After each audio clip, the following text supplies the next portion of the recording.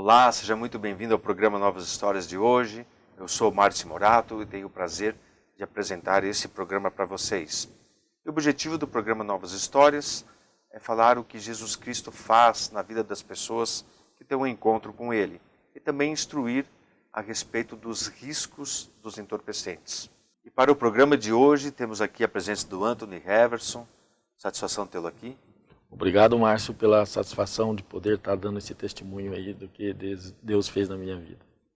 O Anthony passou ali dentro do projeto Ceifar e teve um encontro com Jesus Cristo. Temos também a presença do Anderson, que ajudou a implantação da questão do combate ao alcoolismo. Seja bem-vindo, Anderson. Muito obrigado. Prazer estar aqui com vocês.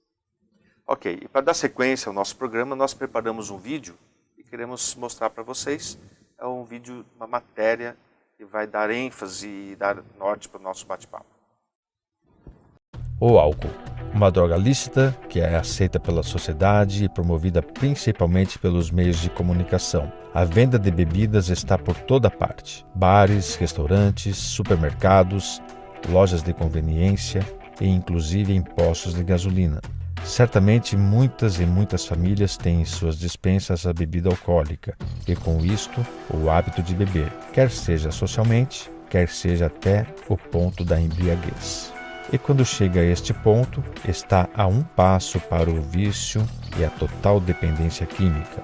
Não é difícil ver as bebidas inseridas inclusive nas famílias cristãs. E nós, o que temos feito para evitar que pessoas que amamos entrem nesse caminho que pode levar à total destruição? Destruição que o indivíduo poderá sofrer com a sua degradação moral, perda de confiança dos familiares e de si mesmo, o que gera efeitos cascata e de certa forma desencadeia para a irresponsabilidade, falta de amor ao próximo e a si mesmo e por fim levar à morte, que poderá ocorrer em acidentes automotivos ou mesmo com a falência dos órgãos estes vitais do próprio corpo. E pensando sobre o problema do álcool, o programa Novas Histórias de hoje traz como tema mudança de mente, como vencer o hábito do álcool antes que se torne vício.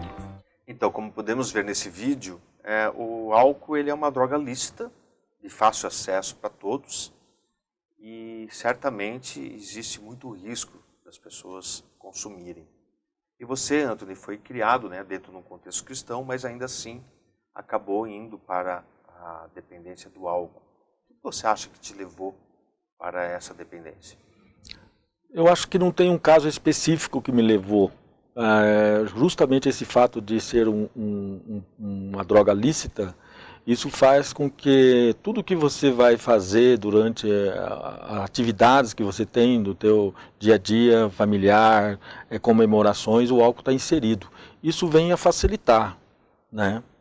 No caso, a pessoa se encaminhar para se tornar um adicto. E você começou a usar e a tua família, no princípio, aceitou normalmente. E até o ponto de chegar na questão da embriaguez. Justamente por ser uma família cristã, nós não temos assim o hábito de beber comumente, só em raros casos. Mas também não é que seria proibido, né? Eu comecei a beber devagarzinho aqui com um amigo, ir num bar, jogar uma sinuca, beber, coisas assim que para todo mundo é banal. E depois começa a ter alguns problemas, daí você começa a fazer o quê? Você começa a beber para esquecer um pouquinho aquele problema. E quando você percebe, você já está bebendo por qualquer motivo. E depois tua família começou a deparar direto com você nessa dependência. E como é que a tua família reagiu assim, já na questão quando você começou a ter embriaguez mais constantes e tal? Você começaram a me cobrar, né? A questão de estar se tornando um hábito começaram a ver, só que daí você parte para a questão de que, não, isso aí quando eu quero, a hora que eu não quero eu não bebo, você começa a mentir, né? Que daí as pessoas falam, você bebeu? Não, não bebi, porque daí você já está praticamente já se inserindo no vício já, né? Ali praticamente ainda você não está totalmente alcoólatra, mas você está já a passos largos, vamos dizer assim. E daí vai passando o tempo e é muito rápido. Anderson, no caso você também passou por uma questão de dependência química, na questão do álcool, e se libertou disso também, e hoje você dá palestra sobre o tema. Tudo que o Anthony falou, o que você pode mencionar? Realmente o álcool, além de ser uma droga tão fácil de se adquirir, que ela é uma porta que abre outras drogas. Então é muito comum hoje a pessoa usar o álcool como desculpa para muitas outras coisas. Mas é um começo muito tênue, porque começa exatamente como o Anthony falou, uma festa um churrasco de família, um casamento, qualquer comemoração, hoje ela traz o álcool. O grande diferencial disso é que tem pessoas que têm predisposição para o alcoolismo, outras não. Então existem pessoas que tomam hoje um cálice de vinho, uma taça de champanhe e continua a sua vida, né? Ela vai estar trabalhando amanhã, não vai trazer nenhum tipo de problema para a vida dela, nem familiar, nem seja na profissão, nenhum tipo de problema. Mas tem aquelas que vão beber hoje, depois da manhã ela vai sentir falta e ela vai começar um caminho cada vez mais próximo do álcool, chegando mais ou menos como até afirmando a colocação do Anthony aí, que é um caminho que muitas vezes não tem volta. E como ele falou, né, às vezes a pessoa usa de mentiras para falar que não está utilizando e tal. E também, por que é difícil de um alcoólatra ou alguém que está viciado no álcool assumir que está dependente do álcool? Essa é uma grande dificuldade. De todo o Alcoólicos Anônimos fala muito disso, do bebedor social. Ele é um bebedor que, digamos, ele frequenta o bar quase todos os dias, mas ele diz que não é um dependente. Ele afirma sempre que não é um dependente. Eu venho de família que todos bebiam. Meu pai, eu perdi meu pai muito novo para o álcool, tomava 1 litro de vodka durante o dia, trabalhando, escondido. E entre isso ele tinha que mentir no trabalho, em casa, para a família, para todo mundo. E isso foi aumentando cada vez mais, mas a pessoa nunca aceita. Ela sempre tenta dizer que não é dependente, que ela para quando ela quer, amanhã eu não vou beber. Nesse certo ponto ela já está numa dependência tão, não só física, mas total já, que ela afirma que consegue parar quando quer, mas não consegue mais, não consegue mais. E para vocês dois, quais pontos podem ser destacados como os de maiores riscos para o indivíduo que é propenso ao álcool?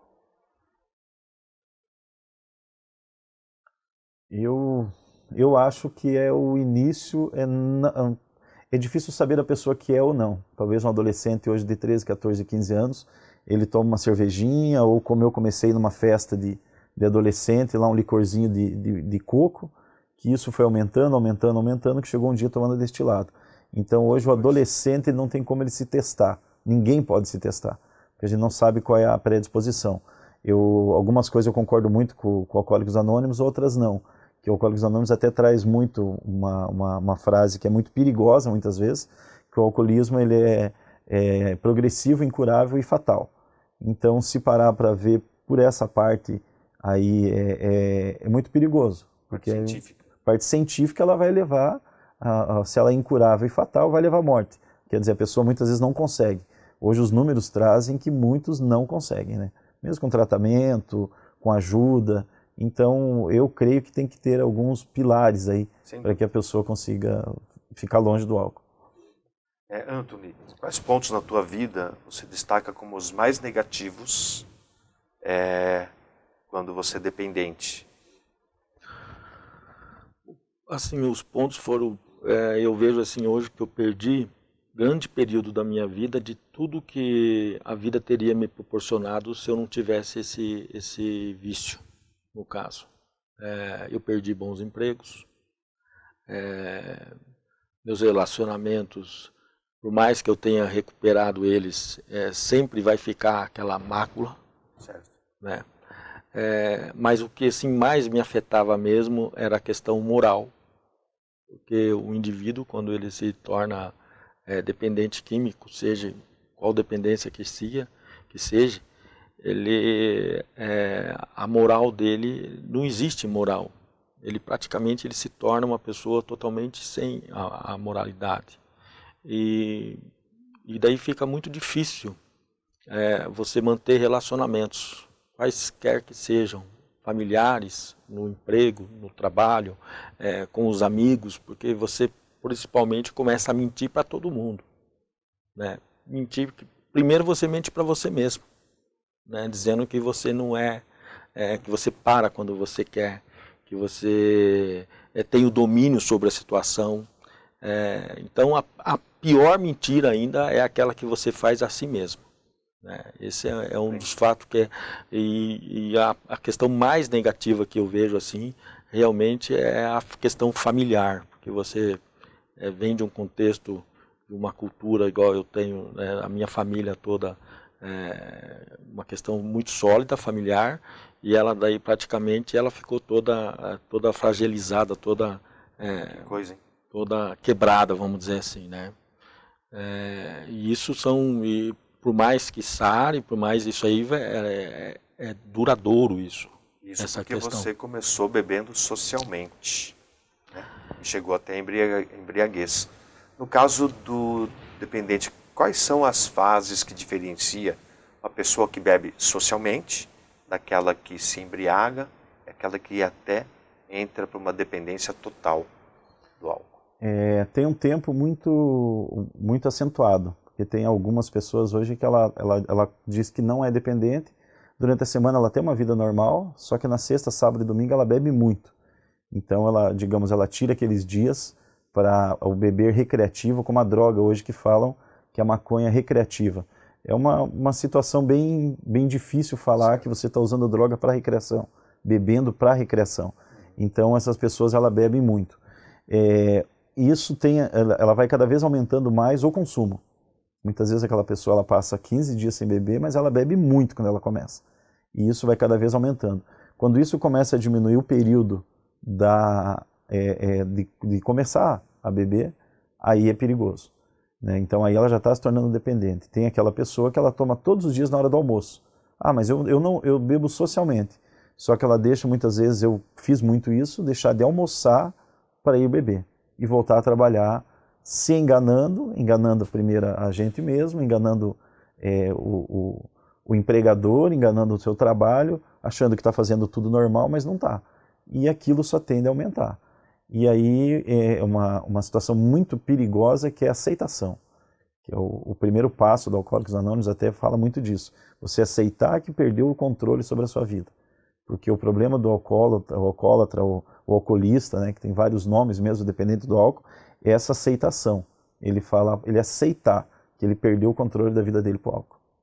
Então, para nós continuarmos nosso bate-papo, eu tenho, depois que eu comecei a estudar muito essa questão do alcoolismo, né? Quando eu estive internado, eu estudei muito isso aí, porque eu vejo assim, eu classifiquei, por exemplo, existe aquele bebedor social que ele bebe hoje e ele vai beber daqui a um ano somente.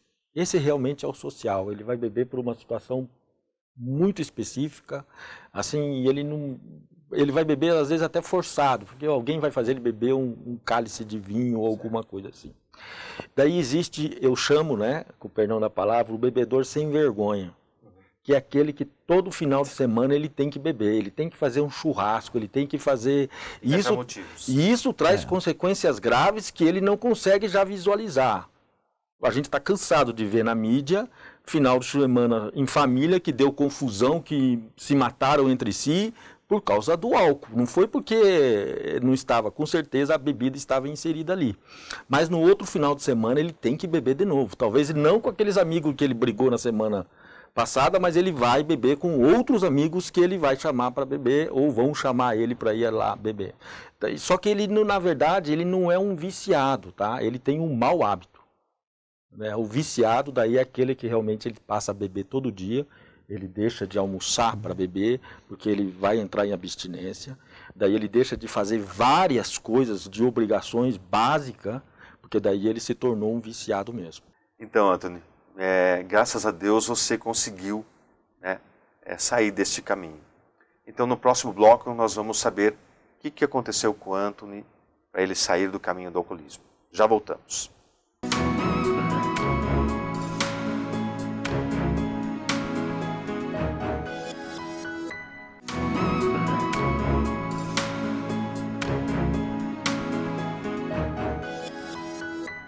Estamos de volta. No primeiro bloco vimos um pouco o que aconteceu com o Anthony, que passou por um processo de alcoolismo, e também conversamos com o Anderson, que relatou ali os riscos que o álcool traz na vida da pessoa.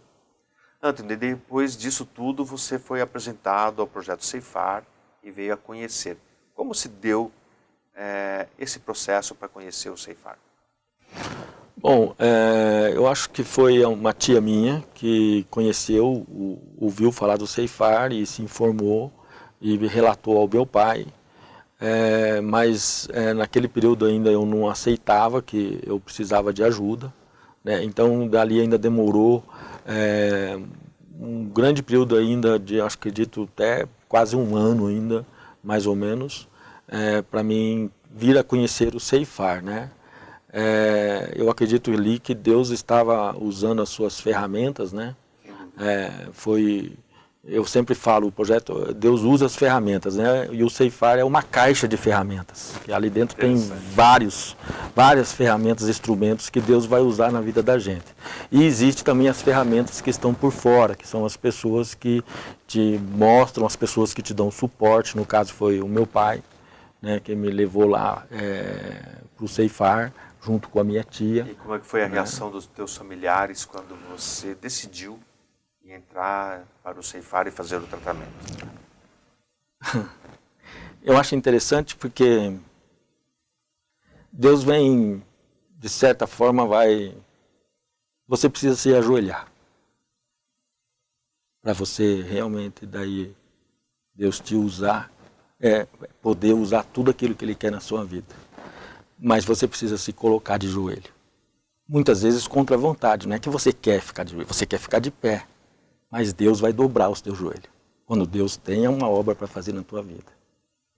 E eu acredito que foi esse o processo. Eu cheguei, não sei se era o fundo do poço, mas era bem próximo, vamos dizer assim.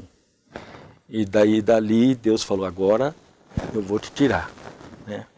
Daí eu já tinha separado praticamente da esposa, das minhas filhas, já tinha perdido o emprego, né? Eu tinha um bom emprego, estava assim, esperando os dias, contando os dias só um atrás do outro, esperando, na verdade eu não sabia o que eu esperava, eu não tinha mais esperança nenhuma. Então eu ali acho que Deus falou, agora você está pronto, e para onde eu vou te apresentar o que nós vamos fazer com você, né? Correto. Daí foi quando ele trouxe eu do Ceifar. Graças a Deus. Vamos ver um depoimento, alguns depoimentos agora, de pessoas que são vinculadas a você. Vamos dar uma olhadinha.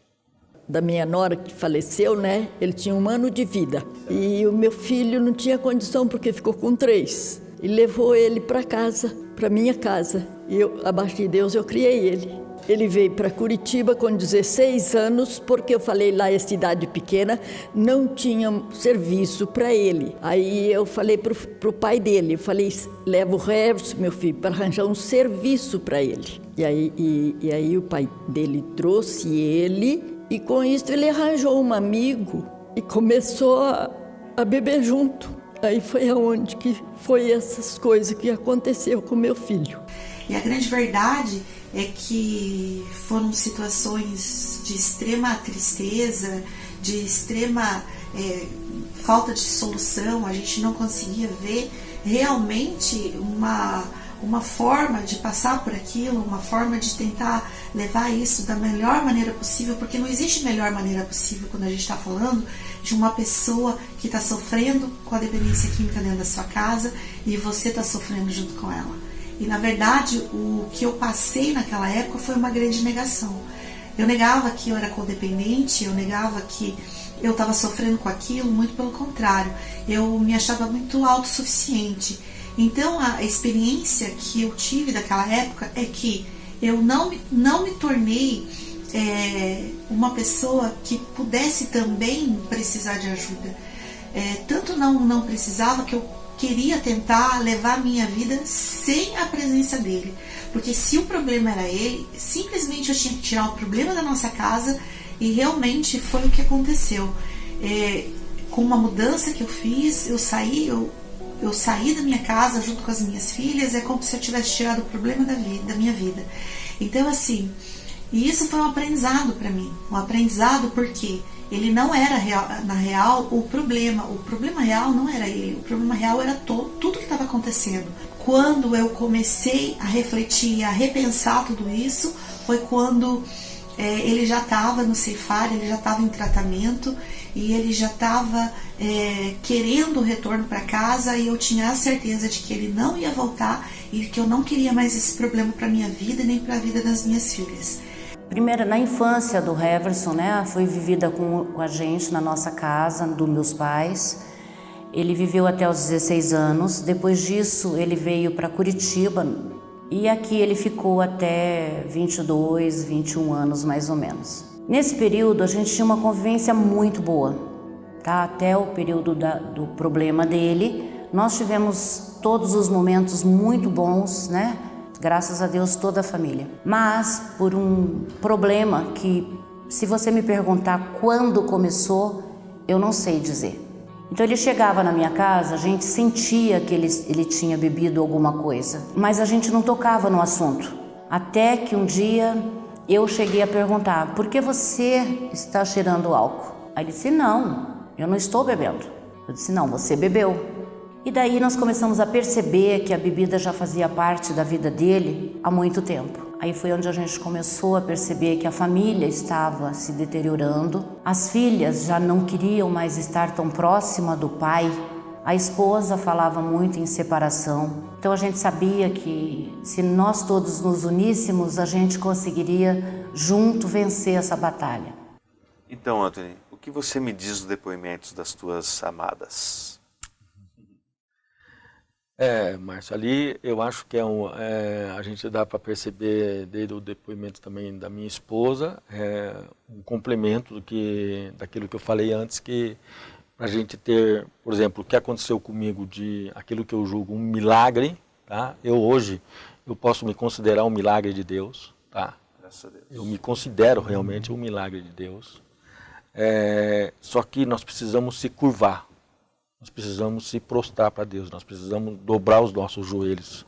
Deus precisa nos colocar prostrado, porque, como a minha esposa mesmo disse, a autossuficiência, isso faz com que nós, primeiro que nós nos mantemos distante de Deus, né? Com a autossuficiência, se nós somos autossuficientes, por que nós vamos precisar de Deus? E segundo, que isso dificulta a questão da adicção, do alcoolismo, da drogadição, porque você sempre volta àquele assunto que você está no comando, que você comanda, que você para quando quer, você faz quando você quer. Sim. Né, Anderson? E isso vira ela é um embrolho, isso é o que te engana realmente e dificulta muito o acesso no que realmente a tua libertação, é isso que faz você. Então, quando nós se dobramos, ali Deus acha que começa a operar na nossa vida, né? Ali é onde que está a chave, né? Eu nunca vou saber quando, muitas pessoas me perguntaram, quando que você se viu alcoólatra? Quando que você começou a sentir que você era alcoólatra? Não existe uma data específica.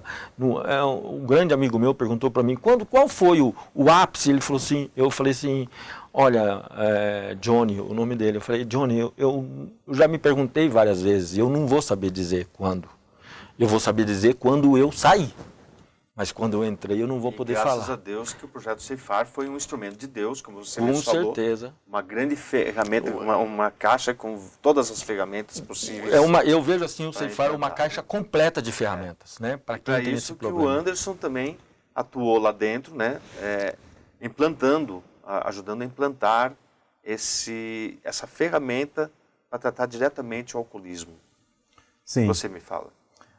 eu acho muito importante. O Ceifar é fantástico, um espaço muito bem criado, num local que ajuda muito, e uma equipe maravilhosa, né? Médicos, monitores.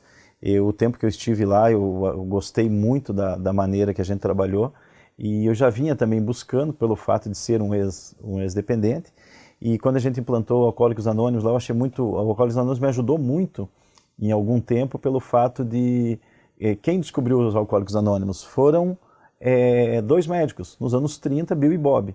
Eles entenderam que o alcoolismo já era uma doença lá em 1930.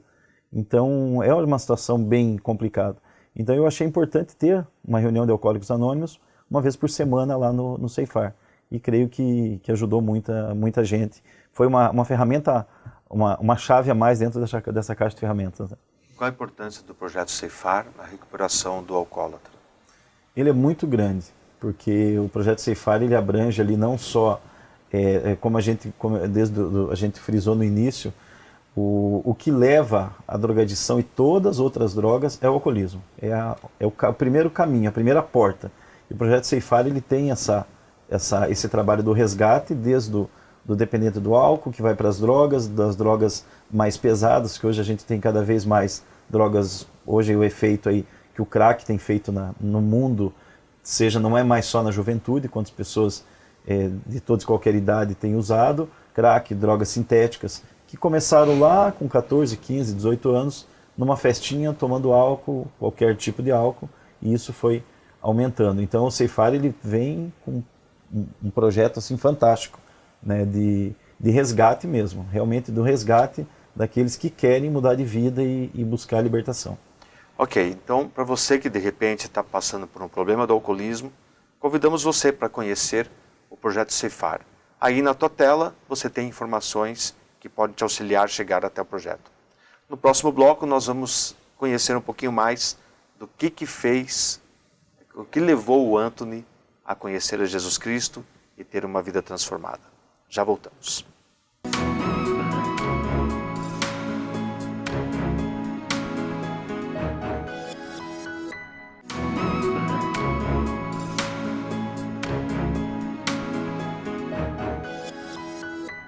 Estamos de volta. Anthony, quais pontos dentro do projeto Ceifar você destaca como aqueles principais, claro que Jesus, mas aqueles que Jesus usou para a tua mudança de mente? Ali, o contexto ele tem que ser por inteiro, certo? Eu acho que Deus ele tem um projeto, o projeto Ceifar, ele é um projeto completo. Eu não consigo, lógico que existe falhas porque nós somos humanos, certo? Mas daquilo que eu conheço, vamos dizer assim, da vida, daquilo que eu tenho experimentado, o projeto Ceifar é um projeto por inteiro, ele é um projeto completo. Eu ali, as pessoas falam, estive numa clínica ou fui internado numa clínica, e eu me vejo que eu estive num aprendizado, né? Isso me foi falado logo nas primeiras semanas quando eu estive lá. E como é que foi teu encontro com Jesus Cristo? Porque você nasceu no lar cristão e não tinha, de fato, uma vida com Cristo. Como é que foi teu encontro com Cristo, de fato? Foi vendo que ele tinha respostas para mim. Eu questionava e Deus me respondia ali. Deus foi me respondendo, lógico, com a sua infinita sabedoria, o porquê que eu tinha chego ali, certo? E o que eu teria que fazer para mim não precisar mais voltar ali como um aprendiz, né? E que aquilo ali seria o suficiente para mim tocar a minha vida para frente, uma vida, vamos dizer assim, sã, uma vida doutrinada, uma vida daquela que a gente que é o propósito de Deus para a nossa vida, né? Anderson, dentro de um contexto de um projeto Ceifar, como o indivíduo pode mudar a mente? Através da real escolha. Ela precisa ter uma escolha absoluta de que ela quer mudar. O projeto Ceifar traz muito isso, em todos esses aspectos que o Anthony mencionou, que são muitos. Eu conheci outras clínicas. Agora a mudança tem que vir de dentro. E são 3 fatores. Primeiro, a parte física, a familiar e a espiritual. Muitos podem chamar do que for, a gente encontrou em Cristo, né? Existem, a gente sabe que tem outras denominações, seja ela qual for, mas precisa um pilar espiritual, porque até hoje nem a psicologia, nem a psiquiatria trouxe uma cura. Como a gente vive uma época hoje de uma pandemia, a drogadição ela é uma doença sem cura, ela não tem cura. Ela tem medicações que tiram a ansiedade, que ajudam no sono, que dá uma estancada, digamos assim, naquela ferida, naquele cancro que está ali na família. E quando a pessoa ela está realmente, a gente mesmo quando bebia, quando saía, estava dependente do álcool e de outras drogas no meu caso, a família acha que a gente está se divertindo, mas é um eterno sofrimento, porque naquele momento você está sofrendo, tentando tapar uma dor que não tem cura. Então a escolha mesmo é admitir que realmente perdeu o controle da vida, que perdeu o controle total e se entregar para um poder superior, que eu acho que é só ele que pode mesmo livrar, com a ajuda, né, de um lugar onde tenha pessoas que realmente comprometidas com vidas, que possam estar ali ajudando nesse momento. Correto. Vamos ver um vídeo agora das tuas amadas novamente. Ô Heverson, a mãe tá aqui, filho. E o que eu tenho para falar de você, que Deus te abençoa e que você tem feito muito para mim. Que nesses dias, filho, você tem me ajudado muito na minha velhice. Mas graças a Deus nós temos que agradecer a Deus em tudo, porque você é um homem de verdade, que trata bem a sua família, cuida dos seus filhinhos, das suas menininhas, que é uma graça. Olha, que alegria, filho, que a mãe tem no coração, filho. Eu não está dando nem para mim falar, filho, que se eu pudesse eu te abraçava agora.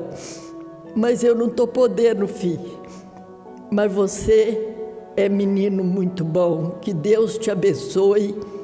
Continua assim, até o fim. Porque só vale a pena servir a Deus quando você começa e vai até o fim.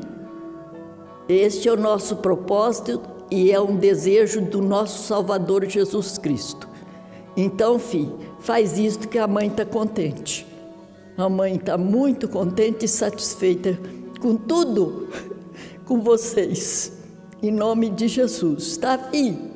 Meu querido e amado Heverson, a tia está aqui, feliz da vida, falando de você, falando das coisas lindas que eu aprendi com você, né? É uma homenagem, não sei, eu acho que eu recebo homenagem de você todos os dias, quando você me liga e diz que me ama. Eu também te amo muito, Heverson, e eu estou feliz por você ser o homem que você é, o pai de família que você é. Você é tudo, é maravilhoso. Deus que te abençoe, te proteja e que você possa continuar sendo essa pessoa maravilhosa que você é. Tá bom, meu querido? Pai, a gente veio aqui para falar o quanto a gente te ama, o quanto você é nosso exemplo, o melhor exemplo de homem que a gente pode ter hoje é você. Você é um pai carinhoso, um pai amoroso. Te agradeço por isso, te agradeço por me apoiar nas minhas decisões, por ajudar minha mãe a fazer com que eu me tornasse essa mulher que eu tô me tornando hoje. Eu te agradeço por me ensinar nos caminhos de Deus e me mostrar que Deus é a nossa melhor opção sempre. E você é o melhor testemunho que eu tenho na minha vida e eu agradeço muito pela sua vida. Louvo a Deus pela sua cura, pela sua transformação e eu te amo muito. Eu te amo, as nossas filhas amam muito você. Você tem honrado cada dia a nossa vida. Eu tenho para te dizer que você sempre foi um homem bom, sempre foi um bom marido e você sempre foi um bom pai. O que aconteceu na tua vida nesse tempo em que você adoeceu e que você precisou se tratar, foi algo que Deus de repente trouxe para que a gente aprendesse mais, porque você é um homem do Senhor, você é um homem que realmente provê a nossa família, que honra a nossa família, que é o sacerdote da nossa família. Em todos os ministérios que eu testemunho a sua vida, porque naturalmente nos ensinaram que aquilo que você teve, que a dependência química, não tem cura. E você veio para mostrar, para testemunhar e para fazer com que muitas pessoas creiam que tem cura sim. Nós te amamos e te amamos muito. Obrigado por tudo. E aí, o que você pode dizer dessas homenagens das tuas amadas? Bom, eu só tenho que agradecer a Deus, né? Como você vê ali, Deus de fato tinha uma obra completa na minha vida. Lógico que esse ciclo ele não está terminado ainda, porque Deus tem muitas coisas ainda para fazer na vida da gente. A gente é pecador, a gente somos falhos, mas vamos dizer assim, Deus vai tirando camadas, né? Como uma cebola assim que vai tirando camadas. E Deus tem, a cada dia Deus tem feito mais. Uma das minhas conversas com Deus dentro do Ceifar, realmente foi que quando eu saísse de lá, eu queria tomar posse de todas as bênçãos que Deus estava me mostrando lá dentro. E isso eu tenho feito. Deus tem se mantido fiel, né? Muitas vezes até eu, pela minha ignorância, não tanto, mas Deus se mantém fiel e Deus tem feito isso realmente na minha vida. Tudo aquilo que eu vou fazer, que eu falo com Deus, parece que eu tenho autorização para fazer, eu faço sem medo. Hoje eu vivo livre, totalmente livre, sem medo, né? Se hoje acontecesse alguma coisa na minha vida que eu morresse, vamos dizer assim, eu já seria eternamente grato a Deus. Então, qual palavra você pode deixar para o nosso telespectador, falando da verdadeira mudança de mente que ocorreu na tua vida, que é Jesus Cristo? Brevemente, por gentileza. Eu posso falar que Deus, eu acredito que tem um projeto para a vida de cada pessoa. Todo mundo, Deus, sem isenção, Deus tem projeto para todas as pessoas. Cabe a nós descobrir aquilo que Deus tem guardado para nós, conversar com Ele, se abrir com Ele e principalmente ter fé. A fé é o pilar de toda essa situação. Quando nós temos fé, igual quando eu entrei no Ceifar, eu entrei com pouca fé. E lá dentro eu fui desenvolvendo e eu saí com muita fé. E eu tenho hoje ferramentas para me manter a minha fé. Isso é o que me faz eu hoje viver livre. Aquilo que Deus realmente, de estar no centro da vontade de Deus. Essa é a maior segurança que nós temos para nós hoje. Isso eu aprendi. Quando nós estamos no centro da vontade de Deus, pode acontecer o que for.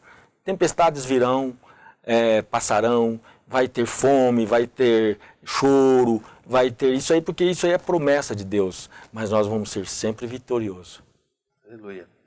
Anderson, tuas considerações finais, por gentileza, para o nosso telespectador. Realmente isso. O que Deus não criou nenhum homem dependente de álcool, droga ou qualquer outra vício ou dependência, né? Então, os planos de Deus para as nossas vidas é de um varão valoroso, de um homem de fé, de um pai, de um bom marido, e que a gente consiga estar fazendo isso a cada dia. Independente da luta ou dificuldade que cada homem passa, aqui a gente abordou muito sobre alguns vícios aí que hoje assolam, né? Que estragam, estão acabando com muitas famílias, mas o interessante é justamente isso, ter fé em Deus, buscar a Deus.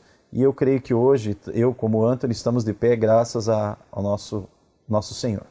E para você que de repente tem aí um familiar dentro de casa passando pelo problema do alcoolismo, saiba que isso tem tratamento, existe cura em Jesus Cristo. E por isso queremos deixar a passagem bíblica de Romanos 12, 2, que diz assim: E não vos conformeis com este mundo, mas transformai-vos pela renovação de vosso entendimento, para que experimenteis qual seja a boa, a agradável e perfeita vontade de Deus. E hoje ficamos por aqui. Obrigado, Antônio, pela tua participação no nosso programa. Obrigado, Anderson, também. E hoje ficamos por aqui porque colher novas histórias de vida é o nosso propósito. Deus abençoe a tua vida.